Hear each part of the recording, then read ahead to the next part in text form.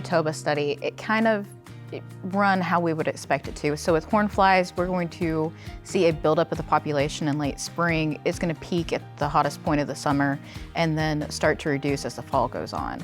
So even though it's up in Canada, they've got a much shorter growing season, much shorter warmer season, we did see the same population peak. When we look at the differences between our untreated control group and our Altosid treated group, the untreated control group did carry more flies. So with our two groups, we had the treated Altosid IGR group as well as an untreated control. And what was interesting to me is with our treated cattle group, this was primarily comprised of first and second year heifers. So these were females that this was their first calf, this may have been their second calf.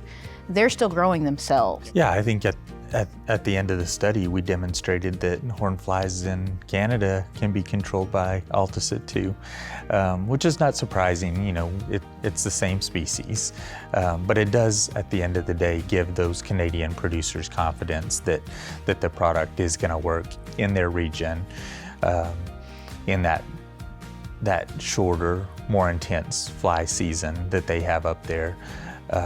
I remember in grad school some of the examples that were given of the populations that some of those herds experience because of that shortened fly period can reach, you know, several thousand flies per animal, which is, you know, we see those populations sometimes in the States too, but it's all concentrated into a short window. At the end of the day, it's just, it shows that even in those different environmental conditions that they experience up in Canada, that Altosid still has the same impact on those developing flies in treated manure. When we look at any kind of fly control or insect control, we really have to look at either controlling the adults or the immatures. And when we look at a fly, we really have to either target that flying adult that's already mobile, it's already reproducing, or we have to try to find those larval development sources.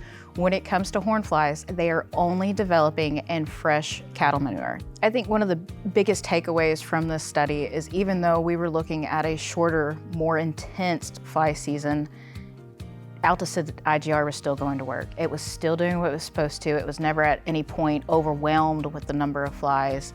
It was still preventing the next generation of horn flies.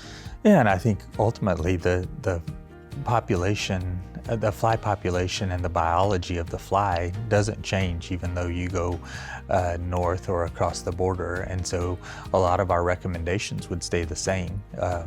If you're going to start, we would say you take that 30-30 approach that we have messaged for a while, get Altosid IGR incorporated into a free choice mineral 30 days prior to your average last frost date, and in the spring or early summer as it may be in Canada, feed it throughout, and then feed 30 days past your first frost date or your average first frost date in the fall, and then that will manage that population and help reduce the number of overwintering pupae that end up being the first generation the following year that emerge and begin feeding on those animals.